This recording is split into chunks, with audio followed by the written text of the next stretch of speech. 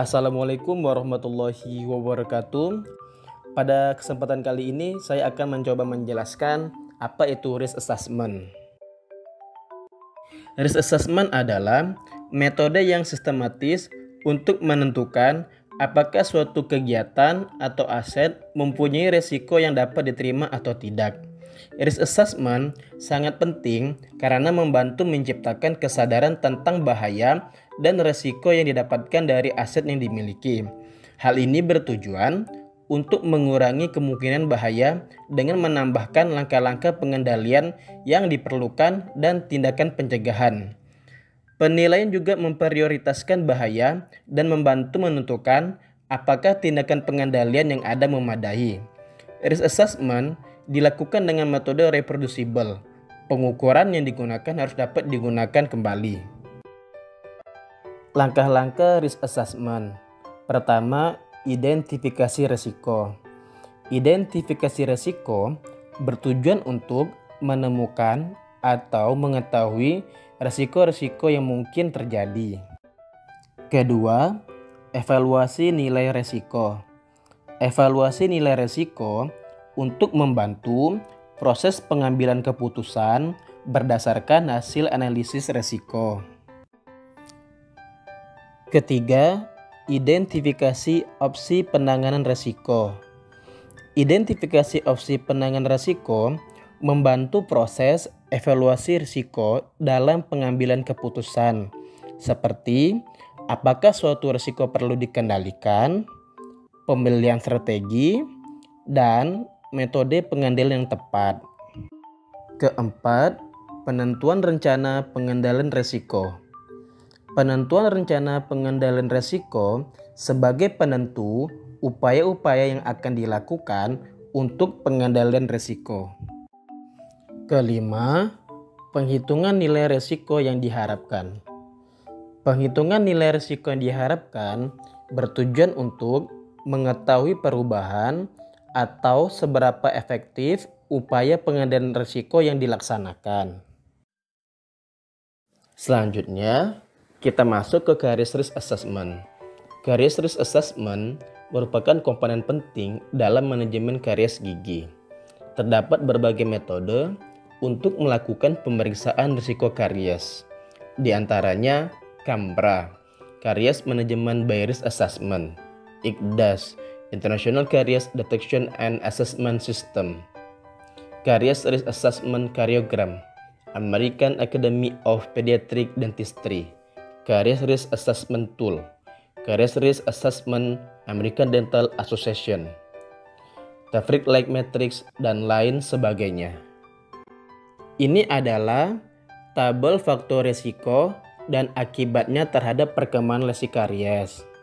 Di antaranya faktor risiko plak, bakteri, pola makan, sekresi saliva, buffer saliva, dan fluor. Metode CAMBRA. CAMBRA adalah sebuah metode untuk mencegah atau merawat lubang gigi pada tahap awal berdasarkan penilaian faktor risiko gigi berlubang. Indikator penyakit gigi berlubang pada setiap pasien dinilai melalui tanya jawab langsung ke pasien dan pemeriksaan klinis.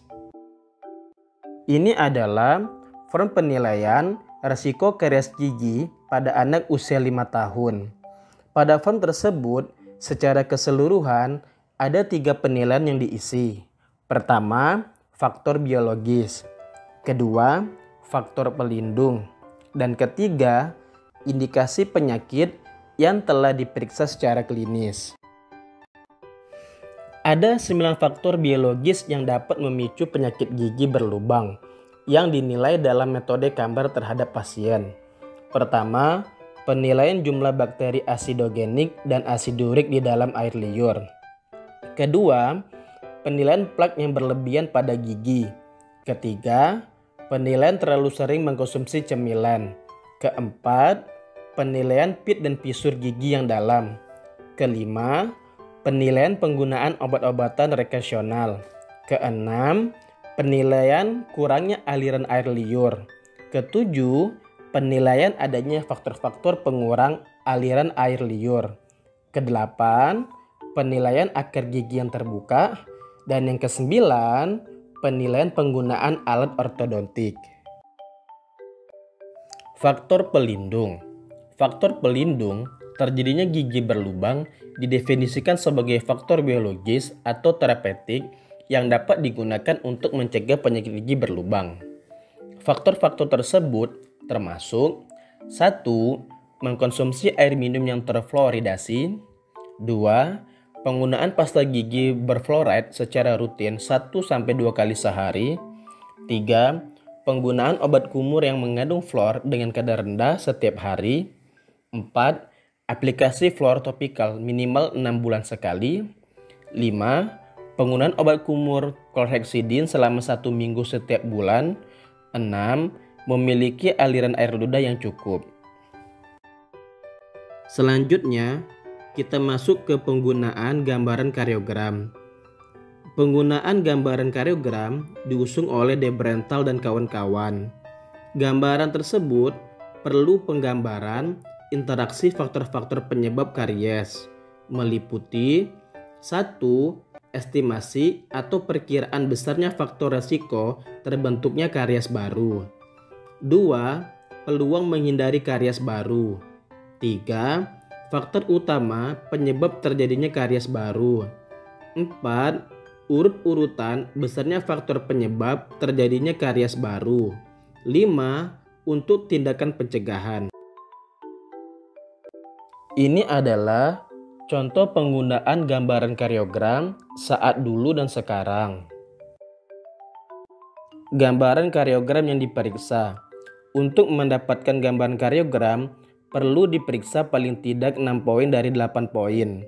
Pertama, pengalaman karies atau prevalensi karies. Kedua, penyakit-penyakit umum yang berhubungan. Ketiga, makanan, meliputi frekuensi makan atau kandungan makanan. Keempat, banyaknya plak. Kelima, terlibatnya mutan Streptococcus. Keenam, program fluor.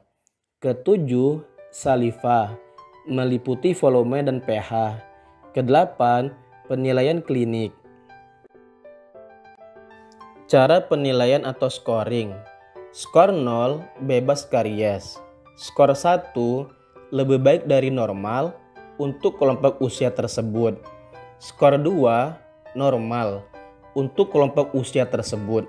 Skor 3, lebih buruk dari normal untuk kelompok usia tersebut atau terdapat beberapa lesi karies baru pada tahun terakhir. Penilaian berdasarkan indeks DMFT. Penilaian indeks DMFT melalui pengisian kode. D. Decay gigi yang karies. M. Missing gigi yang hilang. F. Fail gigi yang ditumpat. T. Tooth gigi. Kemudian dijumlahkan sesuai dengan kodenya masing-masing. Jumlah penilaian disesuaikan dengan kriteria WHO. Anak sampai 12 tahun 0,0 sampai 1,1 kriteria sangat rendah dengan skor 0. 1,2 sampai 2,6 kriteria rendah dengan skor 1. 2,7 sampai 4,4 kriteria sedang dengan skor 2. Lebih dari 4,4 kriteria tinggi dengan skor 3. Untuk dewasa 35 sampai 44 tahun 0,2 sampai 1,5 kriteria sangat rendah dengan skor 0. 1,6 sampai 6,2 kriteria rendah dengan skor 1. 6,3 sampai 12,7 kriteria sedang dengan skor 2. Lebih dari 12,7 kriteria tinggi dengan skor 3. Penilaian penyakit umum yang berhubungan dengan kejadian karies. Skor 0, tidak terdapat penyakit umum yang berhubungan dengan kejadian karies. Skor 1, ada penyakit atau keadaan lain dengan derajat ringan, seperti gangguan penglihatan sampai kelumpuhan. Skor 2, penyakit dengan derajat parah, seperti sakit berkepanjangan, pasien terasa sakit, dan perlu istirahat di tempat tidur. Skor 3, perlu pengobatan terus-menerus berpengaruh terhadap sekresi saliva. Selanjutnya, penilaian berdasarkan makanan, meliputi kandungan makanan dan frekuensi makan. Kandungan makanan, skor 0, pola makanan sangat sedikit mengandung gula. Skor 1, sedikit gula, diet non-kariogenik. Skor 2, kandungan gula sedang. Skor 3, kandungan gula banyak, laktobacillus tinggi, konsumsi sayur buah atau vitamin kurang. Frekuensi makan. Skor 0, makan maksimal 3 kali sehari, termasuk snack. Skor 1, makan maksimal 5 kali sehari, termasuk snack. Skor 2, makan maksimal 7 kali sehari, termasuk snack. Skor 3, makan lebih dari 7 kali sehari, termasuk snack.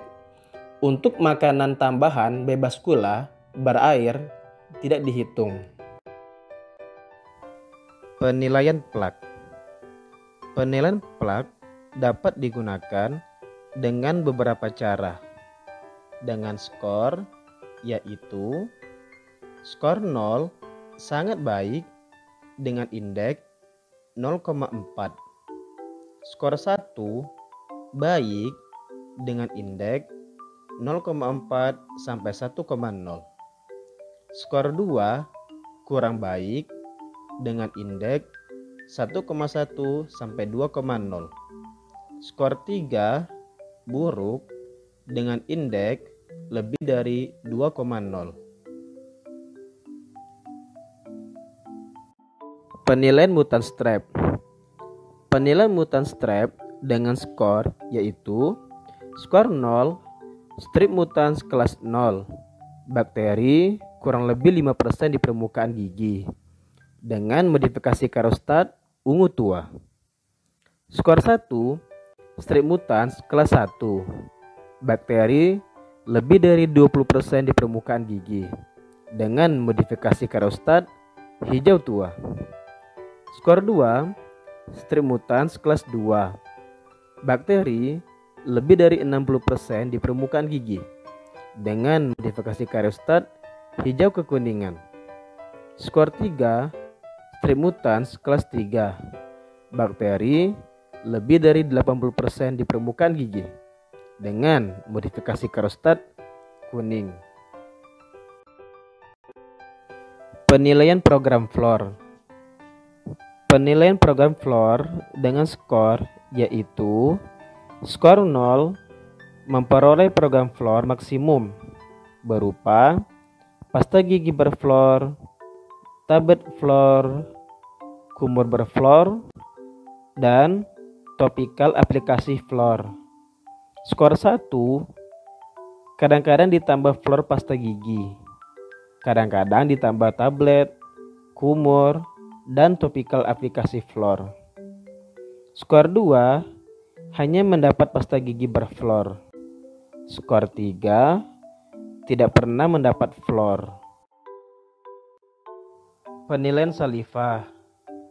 Penilaian saliva dengan skor yaitu skor 0, sekresi saliva normal, yaitu lebih dari 1,1 ml per menit. Skor 1, sekresi saliva rendah, yaitu 0,9 sampai 1,1 ml per menit. Skor 2, sekresi saliva lebih rendah, yaitu 0,5 sampai kurang dari 0,9 ml per menit. Skor 3, sekresi saliva sangat rendah, yaitu kurang dari 0,5 ml per menit. Penilaian buffer saliva. Penilaian buffer saliva dengan skor yaitu skor 0 menunjukkan buffer saliva tinggi dengan stimulasi lebih dari 6,5. Tanpa stimulasi lebih dari 4,75. Skor 1 menunjukkan buffer saliva normal dengan stimulasi 5,75 sampai 6,5. Tanpa stimulasi 4,25 sampai 4,75. Skor 2 menunjukkan buffer saliva rendah dengan stimulasi 4 sampai 5,75. Tanpa stimulasi 3,5 sampai 4,24. Skor 3 menunjukkan buffer saliva sangat rendah dengan stimulasi kurang dari 4,4. Tanpa stimulasi kurang dari 3,5. Selanjutnya kita masuk ke periodontal chart. Periodontal chart dapat membantu mencatat kondisi periodontal serta temuan lainnya terkait penyakit periodontal yang dapat mempermudah operator dalam memeriksa dan merekam kondisi pasien. Periodontal chart juga dapat digunakan untuk mengevaluasi hasil perawatan dengan membandingkan hasil catatan pada setiap kunjungan perawatan. Beberapa parameter yang dapat dicatat pada periodontal chart antara lain jumlah gigi yang ada dan gigi yang hilang, adanya perdarahan saat probing, plak, kalkulus, gigi tiroid implan, adanya keterlibatan frukasi, kegoyangan gigi, serta terdapat kolom keterangan untuk tambahan catatan bila diperlukan. Ini adalah contoh gambaran periodontal chart dan gambaran penggunaan alat instrumen probe. Selanjutnya, kita masuk ke periodontal risk assessment. Periodontal risk assessment merupakan sistem yang dibentuk oleh Lang dan Tonetti yang digunakan untuk menilai risiko penyakit periodontal pada fase maintenance setelah perawatan aktif selesai dilakukan. Periodontal risk assessment disusun berdasarkan grafik pentagonal multifaktorial dengan mempertimbangkan faktor klinis, sistemik, dan lingkungan untuk memprediksi kekambuhan dari penyakit periodontal. Periodontal risk assessment tersusun atas 6 faktor, yaitu 1. Persentase perdarahan saat probing. 2. Jumlah pocket dengan kedalaman lebih dari sama dengan 5 mm. 3. Jumlah gigi hilang dari 28 gigi. 4.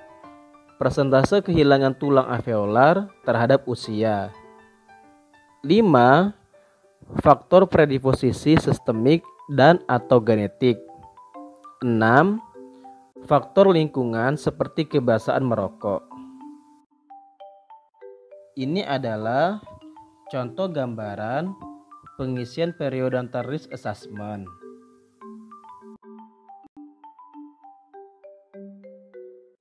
Selanjutnya, kita masuk ke pembahasan terakhir, yaitu metode risk assessment dengan menggunakan Velscope. Velscope adalah sistem penilaian untuk mendeteksi kanker rongga mulut yang diusung oleh Mandrila Harder. Mengenal lebih dekat alat Velscope. Alat Velscope merupakan alat yang sederhana atau mudah digunakan dan bersifat objektif. Alat mudah disimpan dan mudah dibawa. Alat Velscope juga nyaman digunakan dan tidak menimbulkan rasa sakit pada pasien karena tidak menggunakan bahan kimia. Alat tersebut juga tidak ada rasa, bau, dan sensasi lain yang ditimbulkan. Biaya murah, prosedur pengerjaan kurang dari 3 menit, dan Alat teleskop juga dapat digunakan untuk pemeriksaan pencegahan saat pasien melakukan pemeriksaan rutin. Berikut adalah gambaran jaringan normal dengan pola lampu pijar yang dihasilkan oleh alat teleskop. Alat teleskop mendeteksi pertumbuhan di bawah permukaan dengan lebar 1 mm dan hanya setebal 3 lapisan sel. Selanjutnya, ini adalah gambaran dari lesi oral yang tidak ada perubahan autofluorensi dan terlihat perubahan warna menjadi hijau pucat atau hijau muda. Selanjutnya, juga ada visualisasi gambar reaksi likonoid pada mahkota gigi palsu yang terbuat dari emas dengan menggunakan alat teleskop. Dan yang terakhir, gambaran visualisasi pada likoplakia dengan menggunakan alat teleskop. Sekian yang dapat saya sampaikan. Terima kasih atas perhatiannya. Assalamualaikum warahmatullahi wabarakatuh.